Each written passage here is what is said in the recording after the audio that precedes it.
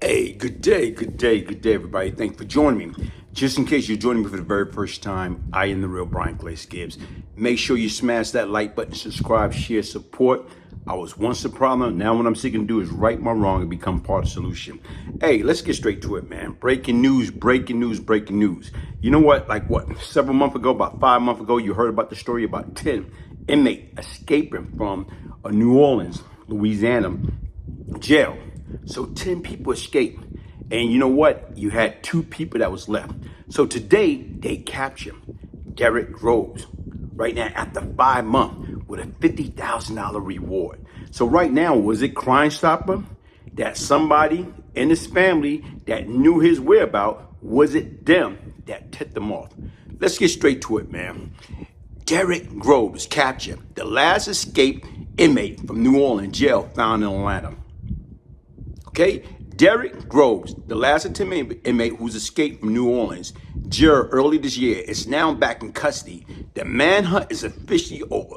Let's break down what went down, how it happened, and what it means for the system that let this even happen in the first place.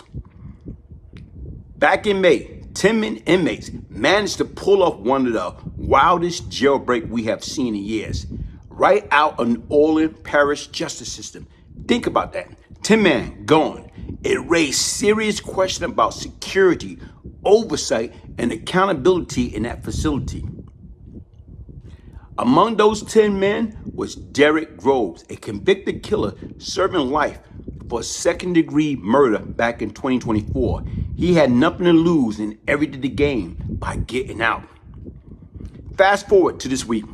Law enforcement finally tracked Groves down in Atlanta, Georgia. According to officials, he was holed up in a house in southwest Atlanta, hiding in a crawl space. When police arrived, there was a brief standoff, but eventually Groves surrendered.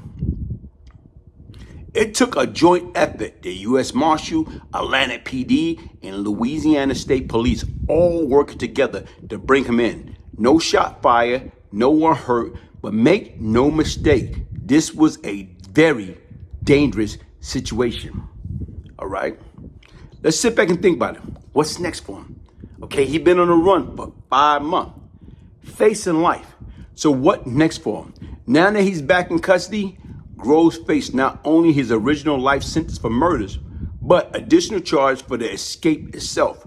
Prosecutors say they are looking to make an example out of him to show others what happened when you challenge the system. And with the other 9 escapees already recaptured, this marks the end of one of the biggest manhunt Louisiana seen in years. You know what's crazy, man? When I look at this story like this, I see the same cycle. Young brothers throwing away their life, picking the brick, throwing at that prison war for what? Absolutely nothing. They want that fast money. They want that easy way out. They want the fancy cars, the big house, the jewelry, the materialistic things, the beautiful woman. Right now, there's no shortcut in life. Only thing come fast is trouble. Easy to get into, hard to get out. So right now is my challenge. What I want each and every one of y'all young boys out there to think about, you know what? There's no shortcut in life. Do it right the first time. You know what? Go to school, man. While you young, later for that slick stuff. Go to school, get your education, man. You know what?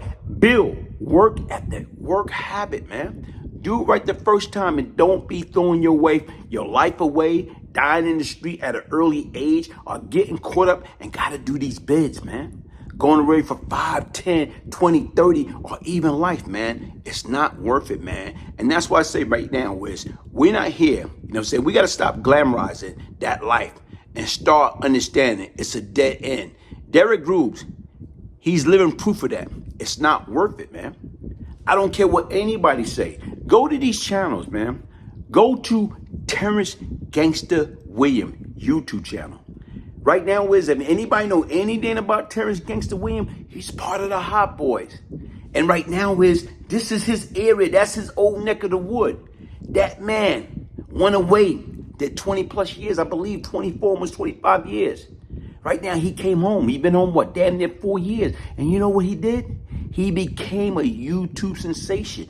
No crime, no nothing. He's talking about his past, but he used it in a positive way to give back to the community, to let them know where he went wrong, to stop them from picking up the guns, man. Stop them from committing crime. Getting them to base right now is, understand, guess what? Crime doesn't pay. Listen, man, hit the like button. Subscribe, share, support. I am the real Brian Glaze Gibbs, man. If I can change, anybody can change. One love. This is a multi-state and a multi-police effort, because when you talk about this jailbreak, I think the furthest that they've gotten, we have Georgia, the others were captured in Texas. I believe there's one in Texas, Yeah, there were others captured in Texas, and there were many potential sightings of Derrick Groves. I remember at one point we were talking about him being in Mississippi. Some people had sent in tips saying that he had been in Florida, so everyone was concerned and looking for him. We did not know 5 months out after that escape. That was an historic escape of 10 inmates. I remember that we were sitting here when we saw the video for the first time. Yes. That was shocking. Yes, our jaws dropped. Yeah, that was shocking, because I think we've never seen anything like that. People just running out of the jail. So, I mean, right now, a lot of people probably relieved, but Derrick Groves, again, facing some of the more serious charges. And Katie, if I'm not mistaken, that's a live shot right now. An Atlanta police officer still out there. Yeah, and I'm not sure if this is live or not, but we do know this is Honeysuckle Street. That's the house where police, U.S. Marshals, federal law enforcement agents all took Derrick Groves into custody this morning after about 2 hours of trying to get him out of the house. They ended up going in, finding him in a crawl space underneath the house, which is where he was holed up. As he was hoping, I think, that they would he was a drug kingpin himself. He was a drug lord himself back in those days, and he operated out of Brooklyn and East New York, and he committed a lot of violent acts himself. So if anybody knows the streets, I mean, he knows the streets. Tottenham. Yeah, you gotta worry about them guys. But we only have to worry about those guys in Vanderveer and stuff. We all knew Glaze and Tutton, all those guys. Yeah.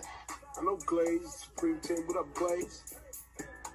You know what I'm saying? Okay, inside the mind of the killer, the brain.